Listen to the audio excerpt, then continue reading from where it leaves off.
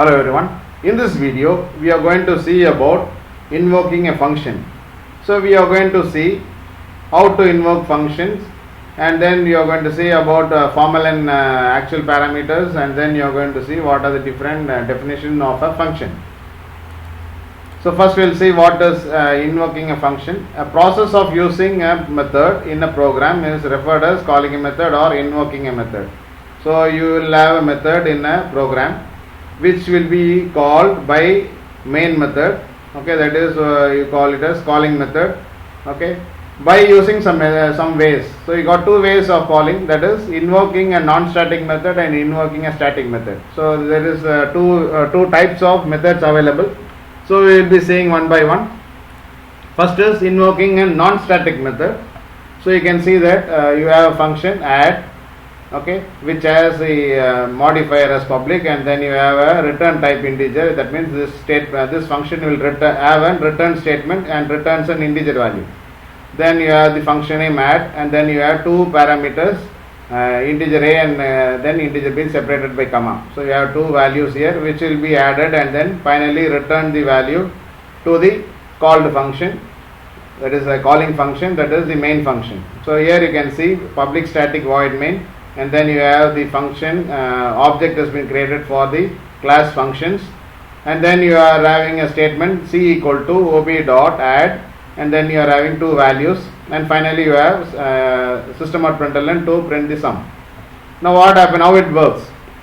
Normally there is a rule that if public static void main is given, that means a static keyword is used in main function, this static method can access only other static methods.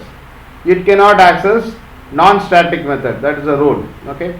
So if you try to call any function which is not declared as static, it shows error. So for avoiding that, what you are doing is you are creating an object. Okay. Once you create an object, you can access a non-static method from a static method. Okay. That's the reason you are creating an object and you are calling it through an object.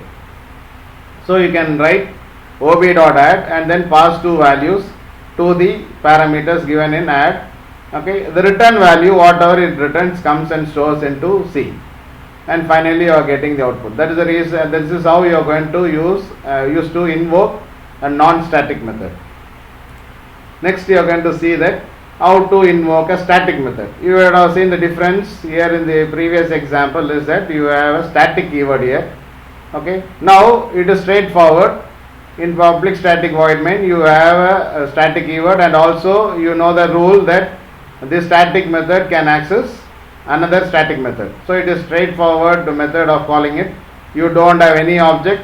Okay, you don't need to create any object. You just call the function and pass the value to the parameters. Okay, and then receive the value. Okay, that is integer, and it will be stored in C, and then you are going to display the output. So this is how you are going to invoke a static method. You no need of any object. You directly call the function from another function. Now you are going to discuss about actual and formal parameters. If you have any parameter in the user defined function, okay, which is used for a specific purpose, we call it as formal parameters. So parameters like integer a and b are called as formal parameters. And then here in the calling function you will have a statement. Okay, this statement will call this function, right, add.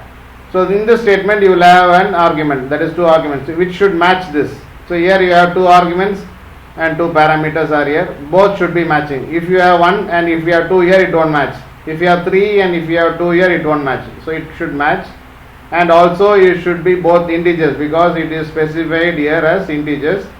So you should pass integer values. Suppose if you pass decimal value, which will not be matching here. Okay, so this parameters which is available in the calling method, you call it as actual parameters. Okay, so we will be discussing in detail about actual and formal parameters in another video. So we will go to the next. The ways of defining a function: receiving value and returning outcome to a caller. That means you call it as parameters method. That means you will get receive some arguments, that is parameters, and also you are going to send some results, that is you are going to return something. So you call it as parameterized method. So you can see public int add int a and int b. That means you are going to return integer value, and also you are going to receive two integer values. Now here in the main function you are going to declare some variables, and you are going to pass the values, okay, to the function add, and which will receive the function, and then it returns the result, that is the integer value, to the calling function, which will be stored in C, and that will be displayed. So this is, you call it as parameterized method.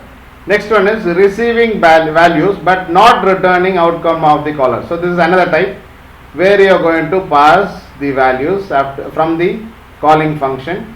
Okay, after that it receives the values, it finds the sum, and then you can see that it has been displayed in the function itself. That means you can see the return type is declared as void. So since it is declared as void, it won't expect any return statement. So you can just print the output in the function itself. So this is also another way of defining a function.